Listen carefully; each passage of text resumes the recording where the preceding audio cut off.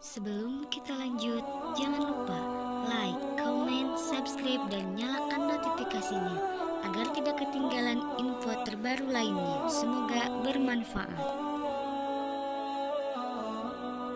Bang Juma mengatakan bahwasan yang datang kepada Paulus itu adalah penyesat. Itu Bang Juma salah. Kenapa saya katakan demikian? Karena yang dimaksud oleh Yesus di sini, yang datang yang mengaku sebagai Mesias ini adalah manusia. Tetapi yang datang kepada Paulus kan bukan manusia, bukan dalam bentuk manusia. Tidak ada Yesus mengatakan dia datang sebagai manusia, nggak ada. Dia hanya mengatakan Mesias palsu. Oke, saya jelaskan ya. Apa yang dimaksud Bang Juma itu udah saya tahu. Nah, sekarang kita baca lagi 24 dulu ya. Sebab Mesias palsu. Nah, Mesias palsu ini berbicara kepada tubuh dagingnya, jadi tidak berbicara tentang sesuatu yang Pakat ya? Oke, saya lanjutkan. Dokter Kuculuk ini. Iya.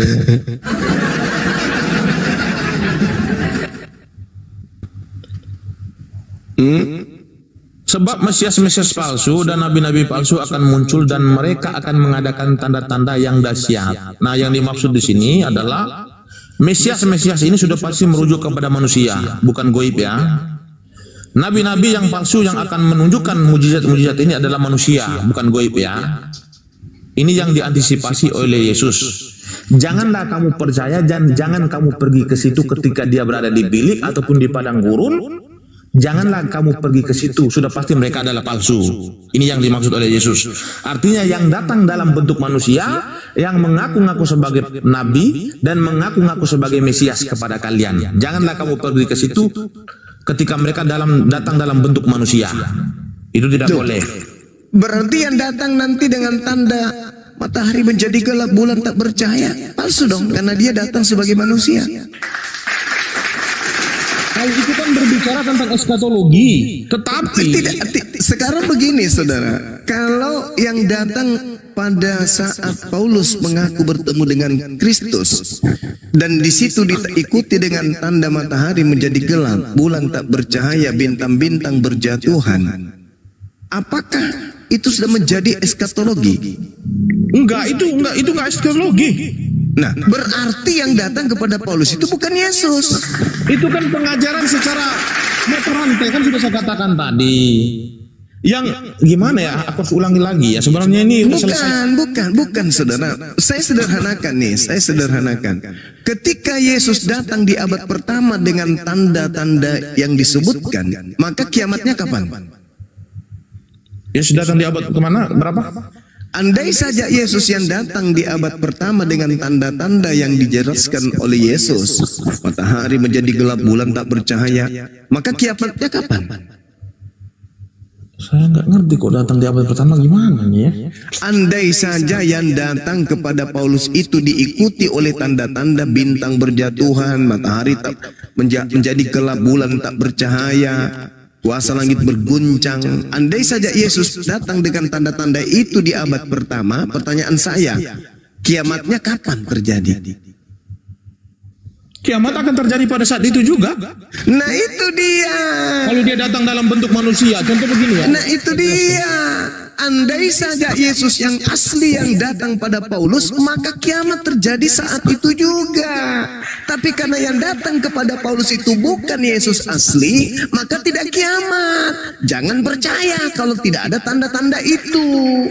Karena kalau aku yang datang kiamat. Nah kalau aku yang datang di abad pertama kepada Paulus, sudah 2000 tahun yang lalu sudah tak ada dunia ini.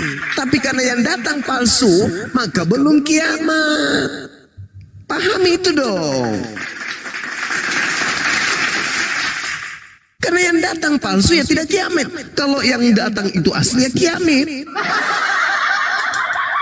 Ini makanya Yesus terangkan. Jadi kalau ada yang datang mengaku bertemu dengan Kristus di sini, bla bla bla bla bla bla bla bla, tanpa tanda-tanda itu jangan kau percaya. Itu bukan aku. Sama seperti kilat memancar dari timur sampai ke barat, melontarkan cahayanya sampai ke barat, demikian pula lah kedatangan Anak Manusia. Jadi kalau yang datang tidak terjadi hal tersebut, jangan kau percaya. Jangan lagi Anda mengatakan itu ada interval waktu. Oh, nanti dia datang. Bukan. Kalau dia datang asli, maka abad pertama sudah kiamat. Tidak ada lagi kita di dunia ini. Makanya dia terangkan. Jadi apabila ada orang berkata ada Mesias di sini, ada Mesias, jangan kau percaya. Karena kalau aku yang datang, maka itu adalah akhir daripada kehidupan dunia. Karena aku datang dibarengi dengan tanda-tanda tersebut. Jadi kalau ada yang mengaku bertemu dengan Kristus tapi tidak memiliki tanda tersebut, jangan kau percaya. Meskipun mulutnya robek mengaku bertemu dengan Kristus di padang gurun, jangan percaya. Itu kata Yesus, Bung. Bagaimana? Masih mau lanjut? Itu gampang sudah sih. Selesai. Itu bisa juga. Sebenarnya Bang Juma menyimpulkan seperti itu juga bisa. Tetapi cara satu-satunya harus dihapus Yohanes 14, 26, 27. Oh, salah. Boleh saya terangkan kalau itu? Oh, boleh, silakan. Nah, yang dijanjikan kemudian Yohanes 14 itu, terlebih dahulu Anda baca nomor 16-nya. Aku akan minta kepada Bapa agar Bapa mengutus seorang penolong lain. Penolong lain ini mengajarkan segala sesuatunya tentang keadilan, pengisapan dunia, serta pengisapan dunia akan dosa. Jadi yang datang setelah Yesus menurut Yesus adalah manusia, yaitu seorang penolong lain. Nanti setelah penolong lain ini mengajarkan segala sesuatunya, barulah muncul Yesus yang asli. Maka yang ada kepada Paulus bukan Roh Kudus. Yang datang kepada Paulus adalah Kristus palsu. Karena Roh Kudus itu, Roh kebenaran itu bukan Kristus. Oke, penolong yang lain yang dimaksudkan cuma siapa? Baginda Rasulullah Muhammad sallallahu alaihi wasallam. Coba Anda baca sedikit lagi. Coba Anda baca Yohanes 16 nomor 13, nomor 14. Ketika Roh kebenaran penolong itu datang, maka dia akan memuliakan aku. Itu aja dulu. Iya. Memuliakan. Jadi bukan mengutuk. Ya, silakan. Jadi Bang Juma menyimpulkan di Yohanes 14 ayat 16 ini bahwasan seorang penolong yang lain yang diutus oleh Yesus dalam namanya, yang diutus oleh Bapa dalam nama Yesus ini adalah Muhammad. Nah, betul. Nah, sekarang kita masuk ke dalam 26-27-nya ya. Ya, silakan. Kita masuk nih ya. Yesus berpesan kepada murid-muridnya di dalam 24 sampai 26, 27. Aku tidak akan meninggalkan kalian sebagai yatim piatu. Tetapi aku akan minta kepada Bapakku untuk mengutus Roh Kudus supaya untuk mengajarkan segala sesuatu yang telah kuajarkan kepada kalian dan mengingatkan apa yang telah kuajarkan kepada kalian. Jadi di sini dikatakan Roh Kudus itu datang mengajarkan segala sesuatu dan mengingatkan segala sesuatu ini kepada kalian, ini tertuju kepada murid-murid Yesus, bukan kepada Muhammad, bukan. Ini bagaimana coba? Makanya saya sudah katakan tadi, Yohanes 14, 26, 27 ini terkorelasinya dengan di dalam Kisah Para Rasul 22, Kisah Para Rasul 9, peristiwa Lukas di Pulau Patmos yang datang kepada mereka dalam bentuk cahaya dan mengaku sebagai Yesus di situ. Kenapa? Karena memang Yesus sudah meminta kepada Bapaknya diutus Roh Kudus dalam namanya. Maka yang mengaku kepada para rasul itu adalah dalam nama Yesus. Nah, di sini tidak ada hubungan dengan Muhammad di sini. Oke, saya jelaskan kepada saudara. Ketika Anda membawa Yohanes 14, tadi aku akan minta kepada Bapa agar Bapa mengutus seorang penolong lain.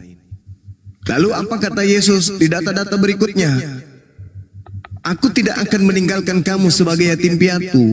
Aku akan datang kembali kepadamu.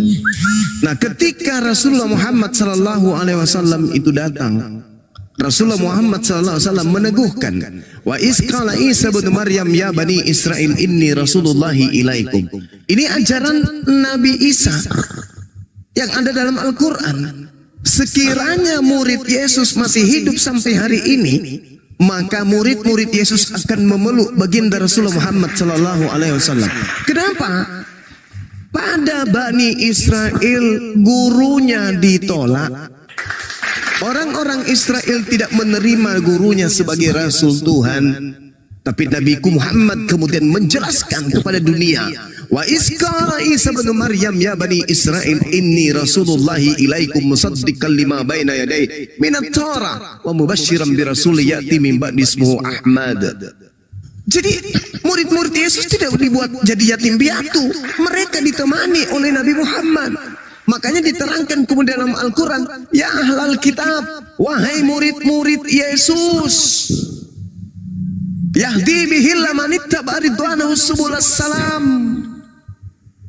Allah yang telah mengutus Yesus memberi petunjuk kepada kalian melalui baginda Rasulullah Muhammad sallallahu alaihi wasallam agar kalian mengikuti jalan yang diridainya kepada jalan keselamatan.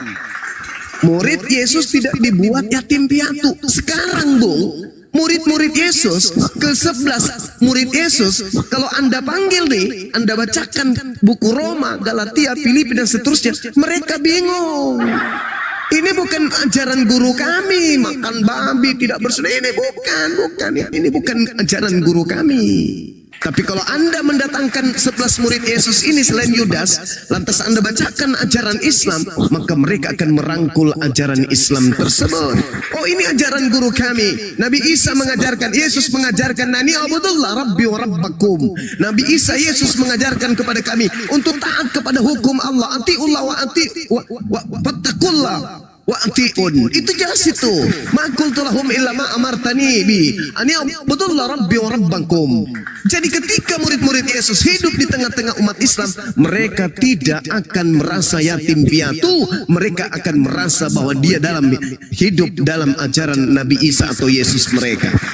Mereka melihat umat Islam sujud, mereka melihat umat Islam puasa, mereka melihat umat Islam bersunat, mereka melihat umat Islam kemudian bersyahadat. Oh, ini ajaran guru kami. Maka Yesus mengatakan ketika ia datang, dia akan mengingatkan ajaran yang pernah aku ajarkan kepadamu. Dia akan memuliakan aku. Sayangnya saudara, murid-murid Yesus itu pendek umurnya. Maka mereka tidak bertemu dengan Nabi Muhammad. Dikatakan, semuanya itu kukatakan kepadamu selagi aku bersama-sama dengan kamu. Tetapi penghibur yaitu Roh Kudus yang akan diutus oleh Bapa dalam namaku. Wa isqala Isa bin Maryam ya Bani Israel inni Rasulullahi ilaikum musaddiqan lima baina yadayhi minat Torah wa mubasysyiran bi rasul ya'ti min ba'di ismuhu Muhammad Ahmad.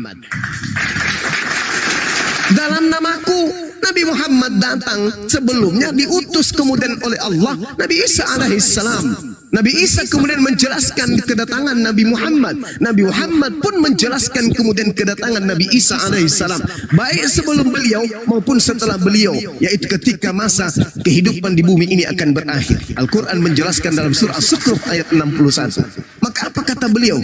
Apa kata Yesus? Di dalam Yohanes 14 nomor 27 yang Anda kutip tadi. Damai sejahtera kutinggalkan bagimu. Shalom kutinggalkan untukmu. Islam kutinggalkan untukmu. Damai sejahtera kuberikan kepadamu. Ajaran Islam kuberikan kepadamu. Damai sejahtera ya salam, salam ya Islam. Ini jelas, Bu. Jadi ketika Anda mengatakan oh tidak, bagaimana Anda menjelaskan kemudian Yohanes 14, 16, 27, 26, 27. Saya katakan kepada saudara, sebelum Kristus Yesus anak Maria itu datang, terlebih dahulu yang datang kepada manusia yang ada di alam semesta ini adalah roh kebenaran, yaitu seorang penolong lain, bukan Kristus di padang gurun. Itu mah penyesat, Bang, yang datang. Dan ingat, ada dua yang datang, ada tiga yang datang setelah Yesus itu terangkat ke langit. Yang pertama penyesat, yang kedua adalah roh kebenaran, yang ketiga adalah Yesus yang asli. Penyesatnya sudah datang, terpenuhi pada diri Kristen. Apa kata Yesus? Dia sang Yesus Kristus penyesat ini akan menyesatkan banyak orang. Mana banyak orang yang disesatkan itu? Kristen. Satu. Kemudian yang datang yang kedua adalah seorang penolong lain. Dia yang akan memuliakan aku. Mana itu? Islam dengan Nabi Muhammad. Setelah menyebutkan nama Isa, maka umat Islam mengatakan alaihi salam, alaihi salam, alaihi salam. Kita tinggal menunggu satu kandidat. Siapa itu? Yang diterangkan kemudian dalam Al-Quran surah As-Zukhruf ayat 61. Allah subhanahu wa ta'ala menjelaskan kepada kami umat Islam bahwasanya tanda kiamat ini datang adalah datangnya Nabi Isa alaihi salam. Wa innahu la ilmul lis-sa'a fala tamtarunna biha wattabi'un hatta siratul mustaqim. Tinggal itu yang kami tunggu. Siapa itu? Datangnya sang pertanda kiamat, Nabi Isa alaihi salam, yang diterangkan dalam kitab saudara Matius 24 nomor 27, nomor 29 dan nomor 30. Apabila aku datang, maka apa yang terjadi? Dunia akan mengalami apa? Mataharinya menjadi gelap, bulannya menjadi tak bercahaya, bintang-bintang akan jatuh menimpahnya, kemudian kuasa-kuasa langit akan berguncang dan akan nampak Nabi Isa alaihissalam di tengah-tengah langit. Itu yang kami tunggu. Kalau penyesatnya sudah ada di pihak Kristen, kalau kemudian roh kebenarannya sudah ada, yaitu di pihak Islam, tinggal satu. Dia yang akan turun sebagai hakim untuk membela kemudian orang-orang yang memuliakan namanya dan mengusir orang-orang yang telah menghinakan namanya. Siapa yang menghinakan Yesus Kristus? Kristen. Siapa yang memuliakan Isa Al-Masih? Umat Islam. Jelas itu kan? Maka diskusi ini dibangun sekedar bukan untuk mencari kalah ataupun menang, bukan mencari kebenaran atau kesalahan, tetapi menolong saudara-saudara Kristen dari kesesatan. Itu tujuannya. Demikian. Oke, baik. Saya akan menguraikan tentang klaim Bang Juma di dalam Yohanes 14 ini. Seorang penolong yang lain di sini adalah Roh Kudus, itu tertuju kepada Nabi Muhammad. Ini mantap sih sebenarnya. Kita akan uraikan secara detail ya. Yesus dalam pengajarannya dia berpesan kepada murid-muridnya, aku akan meminta kepada Bapa dan ia akan memberikan kepadamu seorang penolong yang lain supaya ia menyertai kamu selama-lamanya. Jadi Bang Juma mengatakan seorang penolong yang lain di sini dalam konteks Roh Kudus ini adalah Nabi Muhammad. Tetapi menjadi persoalan di sini begini ya. Aku akan meminta kepada Bapa, ia akan mengutus seorang penolong yang lain supaya ia menyertai kamu selama-lamanya. Kapan Nabi Muhammad itu menyertai murid-murid Yesus? Sedangkan Muhammad itu lahir di tahun 700, tetapi murid-murid Yesus itu lahir di abad pertama bersama-sama dengan Yesus. Perbedaannya sudah 600 tahun. Bagaimana mungkin seorang penolong yang lain ini akan menyertai para rasul yaitu murid-murid Yesus? Di sini sudah salah. Itu yang pertama. Kita akan lanjutkan lagi ya. Maka saya katakan di sini kalau diklaim bahwasan seorang penolong ini dalam konteks Roh Kudus ini tertuju kepada Muhammad, ini sudah salah. Nah, kita lanjutkan lagi ya di ayat 17-nya lagi. Teman-teman nyimak ya. Aku akan meminta kepada Bapa dan ia akan memberikan kepadamu seorang penolong yang lain supaya ia menyertai kamu selama-lamanya. Muhammad tidak pernah menyertai murid-murid Yesus. Itu yang paling pertama. Yang kedua, yaitu Roh Kudus, roh kebenaran. Dunia tidak dapat menerima dia sebab dunia tidak melihat dia. Berarti Muhammad tidak diterima oleh dunia.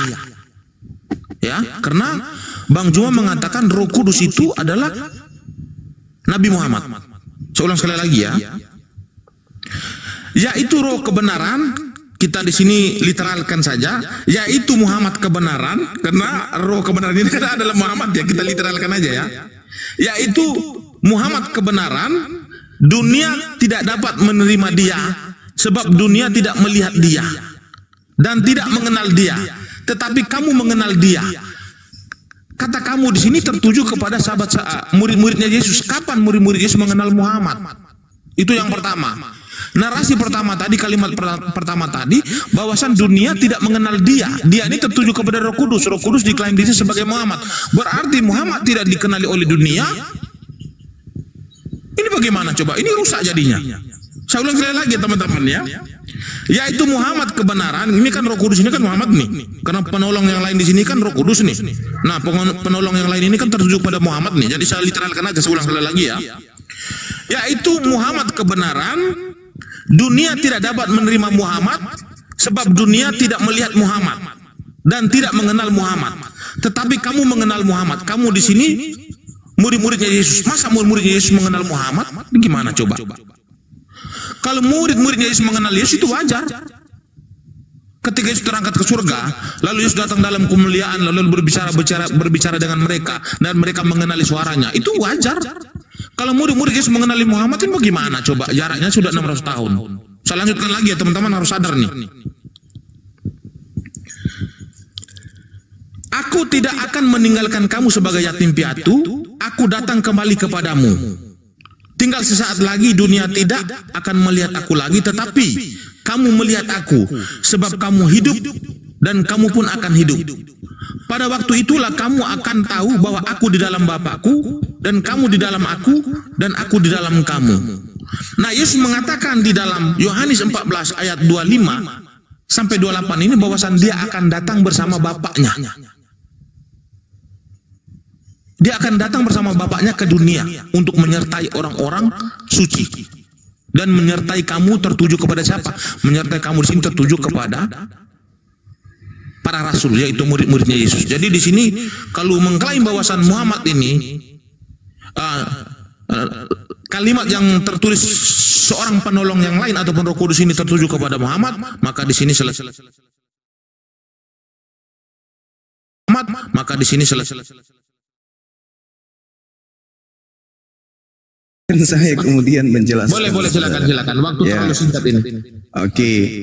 Jadi berbicara mengenai Al-Qur'anul Karim, Allah Subhanahu wa taala menjelaskan kemudian di dalam Al-Qur'an bahwa ketika berbicara mengenai murid-murid Yesus atau Nabi Isa alaihissalam dalam pandangan ajaran agama Islam, Allah menjelaskan wa isqala Isa bin Maryam ya bani Israel inni rasulullahi ilaikum musaddiqan lima baina yaday. Jelas itu menjelaskan bagaimana kemudian Nabi Isa alaihissalam menjelaskan kepada pengikutnya bahwa dia adalah utusan Tuhan kepada mereka. Lalu ketika berbicara menemani mereka, tidak membiarkan mereka yatim piatu. Tadi saya sudah jelaskan.